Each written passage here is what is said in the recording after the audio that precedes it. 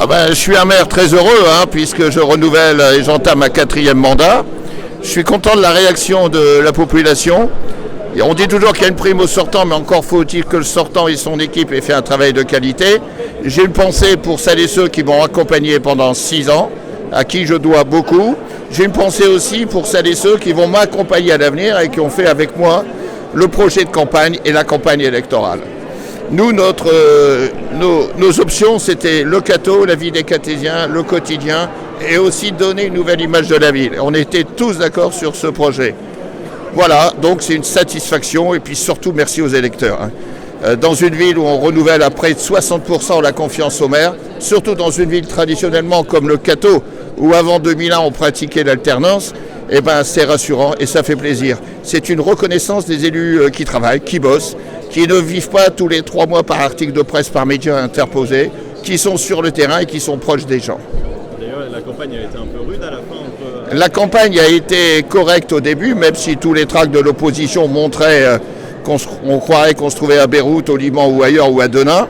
Elle était très dure et elle a fini très mal, avec un tract, un pamphlet qui mène de la haine, de la vengeance et tout, sur certaines personnes de la liste et sur moi personnellement, en m'empêchant de donner un droit de réponse, puisqu'il a été distribué vers 20h la veille au soir. Donc c'est plus possible de répondre. Ça montre quoi derrière? C'est qu'en politique, il faut toujours garder une ligne de conduite. M. Coulon a abandonné sa ligne de conduite. Il a diversé un peu partout sur le territoire du Hainaut-Cambrésis et il s'est allié avec Mme Druenne, qui est quand même dans l'histoire, a abandonné ses valeurs républicaines qui étaient avec nous pendant longtemps. Et les gens ne se sont pas trompés. Ce n'est pas nous qui avons exclu, c'est elle qui s'est exclue dans un autre style d'intérêt, mené par une vengeance, et le dernier tract illustre bien les propos à mon encontre. Et même d'autres actions étaient encore plus loin que le dernier tract. Et le dernier tract, c'est ne fondé sur rien, les chiffres sont erronés. Voilà, c'est de l'intox comme on faisait, je me souviens, il y a 30-40 ans dans les partis politiques. On démolissait l'homme, mais on ne combattait pas les idées. Et moi, je dis toujours que l'action politique, ce sont les idées, la réalisation de ces projets. Et ce n'est pas l'homme. Moi, j'ai eu la chance de connaître beaucoup de grands dirigeants politiques, quelle que soit leur couleur.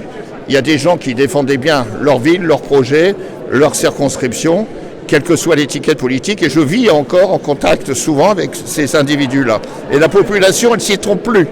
Elle vote pour l'homme, le projet, et elle croit. Mais il ne faut pas la trahir. Quand on trahit une fois, on la perd à vie. Voilà. Et donc, dès demain, on travaille? Mais dès demain, on va travailler.